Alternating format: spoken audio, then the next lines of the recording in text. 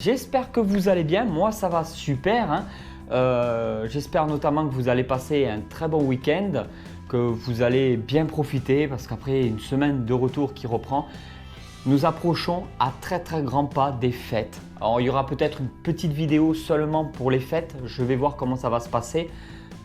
Toujours des vidéos le vendredi sur les reptiles. Et maintenant, c'est sûr et certain, tous les mercredis à 14 h, vous aurez des vidéos sur la myrmécologie, donc sur les fourmis, sur la maintenance, un petit peu les suivis d'élevage. Je vais essayer de vous donner aussi le maximum d'informations. Je travaille aussi actuellement sur un petit court-métrage, quelque chose d'assez sympa, juste qui sort un peu de l'ordinaire, mais ça sortira un autre jour dans la semaine.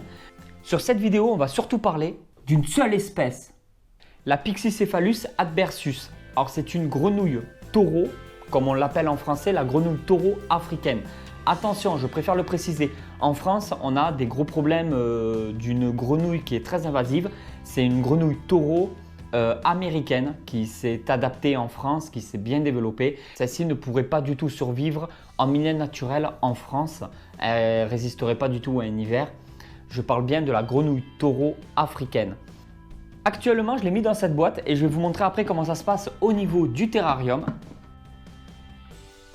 La voici. Hop. Je vais faire doucement parce qu'elle saute.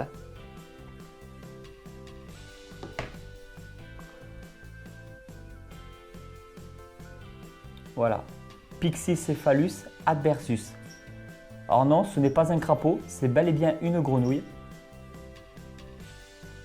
Une grenouille qui peut faire plus de 20 cm de diamètre pour les mâles une fois adultes. Je la nourris essentiellement d'insectes actuellement, donc des grillons, des vers moriaux, des vers de farine, des choses comme ça, des petites araignées de temps en temps parce qu'on trouve toujours des petites araignées qui rentrent chez nous et qu'il ne fallait pas qu'elles rentrent chez nous. Alors quand c'est comme ça, je lui donne aussi, voilà, elle sert un peu de poubelle de temps en temps, des petits rosets de souris, des petits rosets de rats, vraiment de temps en temps quand j'ai un python qui ne veut pas manger par exemple, allez hop, la petite grenouille, elle va manger derrière. Toujours décongelé, bien évidemment, pas vivant pour cette espèce-là. C'est vraiment n'importe quoi de donner des rongeurs vivants à ce genre de grenouille-là. Ça fait plus de souffrance animale qu'autre chose et en plus de ça, ça peut aussi blesser votre grenouille. Donc on peut retrouver de temps en temps sur YouTube des vidéos où les gens donnent des souriceaux vivants ou des petits rosets de rats vivants à ce genre de grenouille. Moi franchement, je trouve ça totalement inutile. Donnez toujours du congelé, décongelé si c'est possible. Nous allons la nourrir, j'espère que ça va vous plaire. Si la partie nourrissage vous plaît, vous pouvez toujours mettre le like pour me soutenir. C'est pas grand chose pour vous, pour moi c'est énorme. Ça fait de l'interaction, ça me permet d'être un peu mieux classé sur YouTube et de toujours faire grandir cette communauté. Alors je vais la nourrir avec ce genre de grillon là qu'on peut trouver dans les magasins spécialisés ou sur les sites en ligne sur internet. Là nous sommes sur des grillons, alors je m'y connais pas trop en taille, mais là pour moi ce sont des grillons adultes. Alors c'est toujours mieux de les hydrater un petit peu, de les nourrir un petit peu avant de les donner à manger. Genre moi je mets un peu de carottes, un peu de salade, des conneries comme ça, des croquettes pour chat. Enfin voilà, c'est juste pour compléter un peu l'alimentation. C'est toujours mieux. Et ensuite ici nous avons des vers moriaux. Alors quand c'est des insectes, vous pouvez donner des insectes vivants, il n'y a vraiment aucun problème. Alors, je vais essayer de vous montrer un petit peu tout ça. Voilà des vers moriaux. Et bien on va passer au repas de la petite grenouille.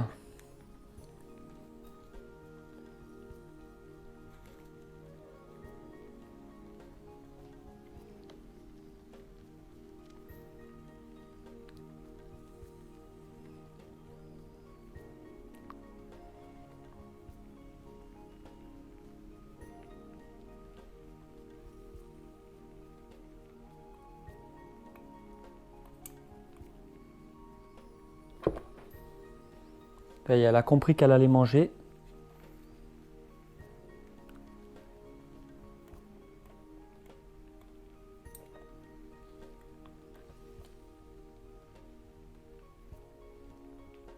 Alors elle cède de sa patte pour pouvoir bien rentrer sa proie à l'intérieur de sa bouche.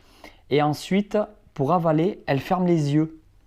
Elle ferme les yeux parce que c'est tout simplement les yeux qui pousse la bouffe. En gros, c'est ça.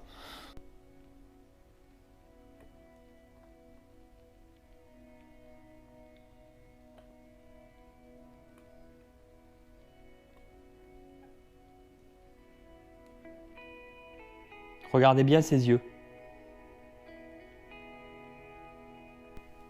Je préfère remontrer le terrarium parce que j'ai eu beaucoup de nouveaux abonnés qui sont arrivés et qui ne regardent pas forcément mes anciennes vidéos. Au niveau du terrarium de cette grenouille, nous sommes sur un Exotera, tout ce qui est plus basique, de 45 par 45, ce qui est largement suffisant pour le moment en attendant que la grenouille puisse grandir correctement. Ensuite, on va changer, il y aura un petit bassin avec une pompe à eau parce que pour l'instant, le bac d'eau, c'est ça qui se trouve ici. Et en fin de compte, il n'y a pas de pompe ni rien, donc tous les jours je dois vider le bac, nettoyer, changer l'eau, ce qui me fait du boulot supplémentaire. Parce que la tortue, elle fait tous ses excréments dans l'eau et elle vit quasiment toute l'année dans l'eau ou enfouie dans le substrat. Là, c'est la coupelle, là où je mets la nourriture et les insectes pour pas qu'ils remontent. Une petite branche ici, le tapis chauffant qui se trouve ici.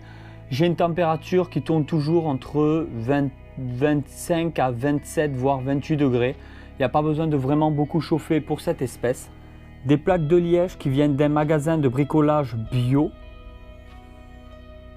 Ça isole beaucoup plus les terrariums Exotera qui sont normalement entièrement vitrés.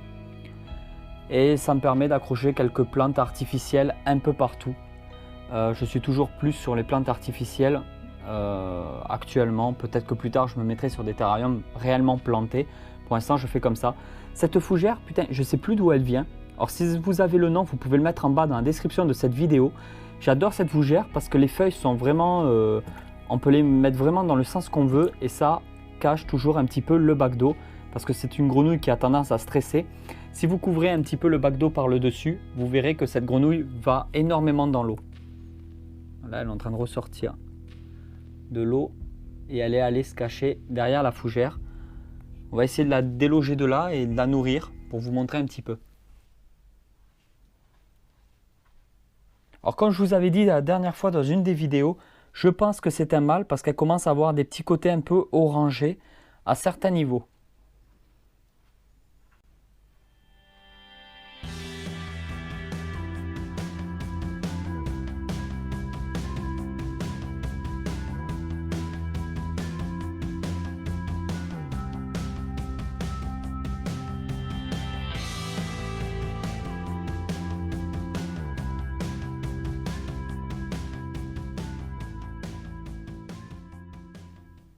Voilà, comme vous pouvez le voir, elle ferme bien les yeux pour pousser la proie à l'intérieur de son estomac. Elle ne prend pas le temps de bien mâcher, elle gobe.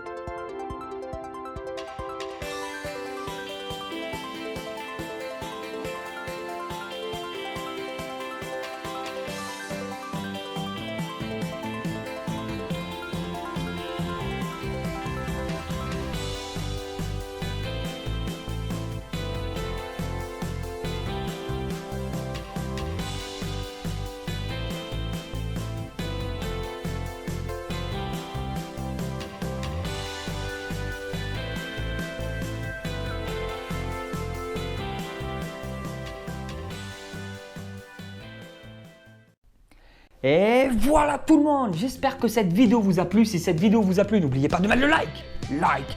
N'oubliez pas de partager la vidéo sur les réseaux sociaux. Et moi, je vous dis à bientôt pour une nouvelle vidéo sur la chaîne YouTube Snack Reptile. Allez tout le monde, portez-vous bien. Je vous dis à très vite. Ciao, ciao.